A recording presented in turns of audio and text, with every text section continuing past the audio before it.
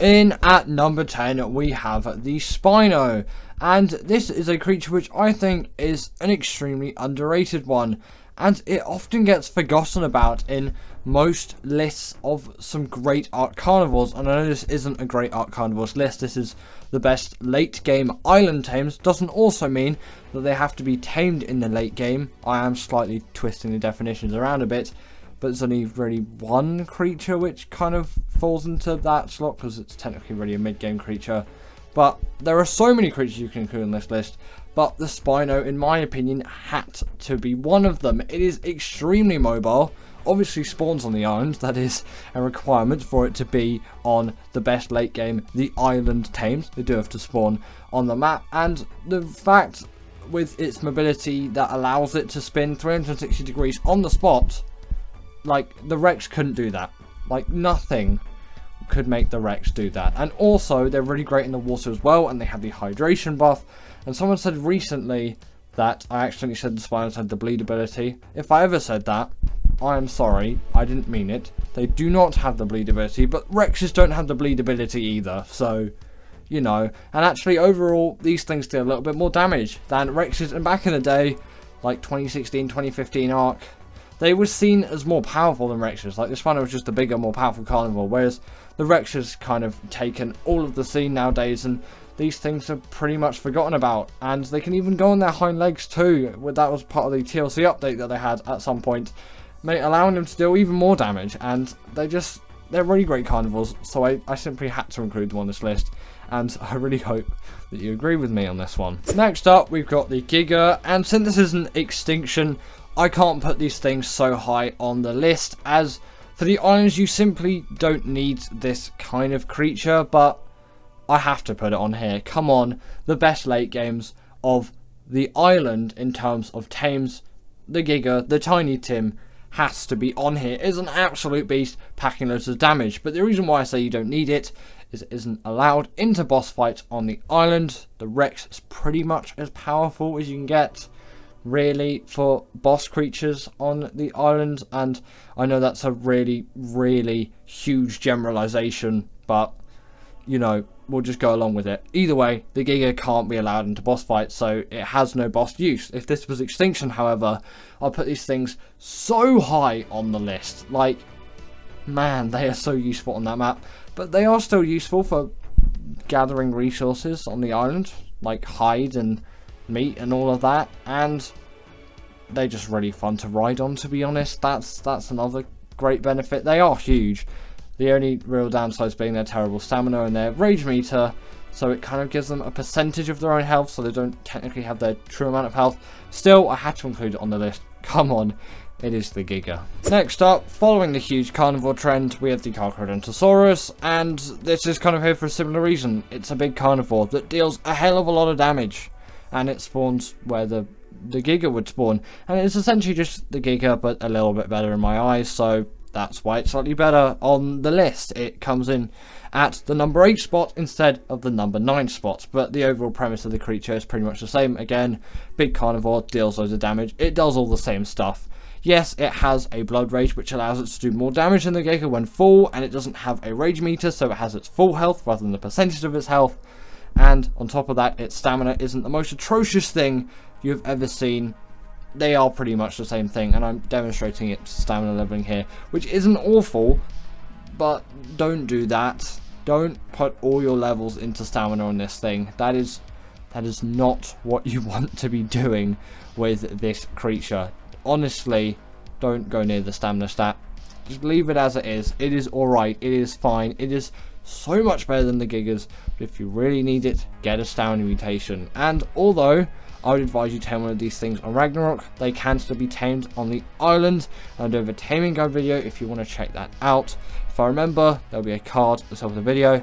If not, there'll be nothing. Right, in at number 7, we have got the Rhinognatha, and I had to put this thing here. Come on, this thing can literally pick up Rexes. It does have to be warranted as one of the best late game the island creatures. And what a late game creature this is. Honestly, it's absurd, like its tame method and all of that. It only spawns on the islands under Lost Island, actually. And in normal, I'm still going to call it normal Ark really, because ASA hasn't normalized itself in the Ark community. It's pretty much half and half, I think, at the moment, if the numbers are to be right, because ASA frankly is too expensive, and on most things it doesn't run very well. On the consoles though, if you do get ASA on a console, you'll be fine with it. It will be a perfect experience for that console and it will work. But on PC, I'm literally buying a 3090, which at the time of me recording this video is a £650 used card, let alone its price new, just to play a dinosaur game. But thanks to you guys, all of you watching these videos out there, I've actually been able to afford a card like that for my own personal rig. Currently, I still have the 2060 Super in it, but soon, in about should be maybe 2 weeks from now, I'll have a 3090 in this thing, and then going on later in the year, I'm going to go for a 3950X and get some more RAM, because 16 gigs isn't really enough anymore, especially for ASA. It does actually recommend 32 gigs of the stuff. Also, if you noticed here, I've been, with the B-roll, I should have said, sorry, cancel my last point there, I've got technology stuff in my mind. Either way, the B-roll there has been showing you how to tame one, which is from my video of how to tame one. Again, if I remember, I will leave a card. If not, there won't be a card there, and you just have to look up Rhino Ganatha. But the tame method for the Rhino Ganatha is pretty much an exact copy of the Reaper taming method, so if you know that, then you'll be fine. But there's just a couple of extra steps, but it's not too complicated, but definitely is a late game tame because you're going to need a lot of resources for it, especially if you want 100% effectiveness. Next up, we've got the Uranus, and this creature is one of those tames where I just, I don't feel right if I have not tamed this thing on the island, and it's so essential for any kind of boss fights. I had to put it on this list. It has to be here, okay? This is the Uranus. It gives that buff to all of your creatures with the courage roar in the boss fight, and paired with a Daedon, it really does work. Although I found the Daedon isn't the most essential nowadays, and actually I have done quite a few things without the Daedon. I've just paid more attention and put my health into my Rexes or whatever boss creature I'm using. I admit a Daedon is helpful, so that is why I'm giving it a small mention here, although it is not making this list of the best late game Ark tames. And actually, towards the late game, it does become a lot more boss orientated, and you'll see that with the next 4 or so creatures. But actually, the creature in at number 1 is not boss orientated at all, and I wonder if you can guess it. If you do guess it before the number 1 slot, then put a time pin down from when you actually guessed what that creature is. Right, now at number 5 is the Baryonyx. Almost couldn't say 5 there. And luckily, now we have got all my personal life out of the way and all my tech life out of the way, we can now focus more on the dinosaurs, as I'm sure you don't need a full lecture right now on my life story. Either way, the Baryonyx is a pretty easy tame for it to be making this list, and it is the second easiest, I would say, on the list. The creature in at number 1, I'm going to give you another clue there, is... No, it is the easiest tame. The second easiest tame is at number 1. It's a very simple knockout tame, spawns in the swamp biome. I think you can find it in some other places as well. Definitely can, not just in the swamp biome. But if you really want to guarantee finding one, just head there. Make sure to avoid swamp fever. Either way, they're the best caving creature on the island, which is why I put them in this list. And they have a right click spin attack which can stun creatures up to the size of a Megalodon, which makes them pretty useful for underwater caves as well. And I know you can use Sarkos and Basilos and all of that, but for me the Barry does everything, and that is why I use it. Apart from the artifacts of the Skylord, that cave is far too tiny for pretty much any creature to fit in, unless you have a dung beetle for caving for some reason.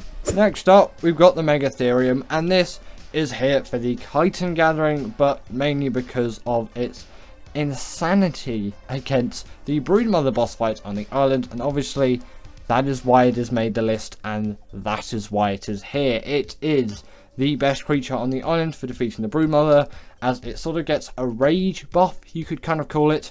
Not in the case of what the Giga has, or It's very similar to the Carcharodontosaurus's Blood Rage, although doesn't really involve blood, and a sort of alpha buff glow to it, and essentially once it's killed an insect, it will deal absurd damage to just everything, and I think there's a 500-second time or something like that. But considering the broodmother constantly spawns spider minions at you, pretty stupid of it, I know, they will constantly replenish that buff, so that buff will always be active, and in the presence of a Yuti buffing them even further, you have yourself a pretty insane army against insects, as I think it gives them damage, and then obviously some damage reduction on top of that as well. And again, you're going to get a lot of chitin from that broodmother boss fight, so I guess if you want loads of chitin instead of going to the insect cave, just do the gamma broodmother a lot, or you can do the alpha broodmother or the beta one. It doesn't really matter, any broodmother stage will work perfectly with this thing.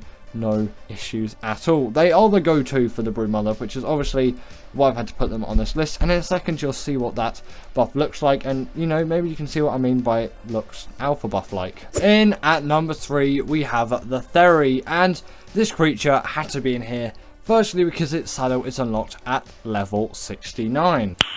Nice. I know, that is a very nice one. Obviously makes this thing the perfect Ark creature. There is nothing better than it. But the reason for this creature being on the list is firstly its gathering abilities. This thing is insane at gathering all things fiber, wood, thatch, meat, hide, and you can't gather rocks, so I won't bother talking about those. And in my opinion, it's kind of more useful than you say an Anki and a Dodic, but I will give them a small mention here for gathering. They're not on this list, by the way. But the creature in at number 1 is extremely useful with a creature like the Anki and the Dodic. Have you got it yet? Have you not? Either way, the other use for this creature is that it is the best creature on the island for the dragon boss fight. The only downside being it's a herbivore, so for it to heal quickly, you will need sweet vegetable cake. This is where I would say a Daeton is very necessary to make sure these things stay alive during the boss fight, as then they can actually heal up quite quickly and effectively, because they don't have the ease of meat. A sweet vegetable cake is particularly expensive, and you probably can't get thousands and thousands of it, just like you would get thousands and thousands of meat. But the reason why they're so good at the dragon boss fight is the dragon has a particular buff or debuff for carnivores with its inflamed fire buff, whereas this thing's a herbivore, so it doesn't get that. In at number 2 we have the Rex, and I had to include this thing on the list. I'm not going to put it in at the number 1. By now you probably should be able to tell where it's in the number 1 spot. Again, comment down that time code once you've figured out what the number 1 creature is. But either way, this creature, the Rex obviously, is the go-to creature for any kind of boss fight. Yes, it does have a slight debuff in the dragon boss fight, and it doesn't have the buff the Megatherium has in the broodmother boss fight. It still works for all of them, although I would mainly use it for the Megapithecus because that's the only other one. But actually, nowadays, I kind of tend to use Spinos more for that boss fight because they tend to not fall into the absolute death hole that's there in the arena, which is pretty annoying. But, you know, you can get around it easily with Rexes. It just, they tend to get stuck a little bit more, which is why I don't really like them for that. But there is no denying they are a really great boss creature, and with how easy they are to tame on ASA, it just has to be in at the number 2 spot. And it doesn't. I can't even speak anymore. Either way, it doesn't deserve any less, in my opinion, or any more. But before we get into the number 1 spots, just a quick honorable mentions. The Aloe is a pretty good boss creature. The Megalosaurus does definitely pack a punch as well. Creatures like the Sarco are pretty great water tames, although maybe not in the late game. You could still say they do definitely pack a punch. The Basilo is a great option for underwater caving in the late stages of the game, and a creature like a Thyla is always very nice to hand. But let's get into the tame in at number 1. In at number 1 we have the Argentavis. Have you guessed it now, by the way? 1433 should be the latest that you've guessed what this creature is. Either way, this, in my opinion, is the best Ark late game tame for the island. It is just such a useful flyer for traveling from A to B. With cryopods you can travel with any creatures which you want, and it's always my go-to flyer. And if flyer speed leveling was still a thing, then maybe I would go for a Quetz, but they are so slow, and also I still prefer the RG in a lot of ways. Although it can't pick up as much as a Quetzal, it is faster than the Quetzal, and it has weight reduction on many resources like metal, crystal, and obsidian, making it a go-to for all of that metal farming. And metal is an essential resource in Ark Ready. To actually complete it, you'll want at least some flat gear, and you'll probably want a pump action shotgun, and obviously metal tools so you can make your gathering process as efficient as possible. And when paired with an Anki and a Dodik, you have yourself an even better creature. And they are so easy to tame, that's how they're being unlocked at level 68. Yes, just one off the perfect level, at least I'm pretty sure it's 68. It's either 68 or 62. It is somewhere in the 60 range, but before level 69, obviously. But yes, in my opinion, the RG is the best. Its saddle also acts as a portable smithy, and it has a really nice regen buff too. You really can't live on the island without an RG in my opinion. But anyway, that is the end of today's video, and I want to know down in the comments below also when you figured out that the RG was in at number 1 and your favourite late game tame for the island, and did you agree with this list also? And I will see you all later.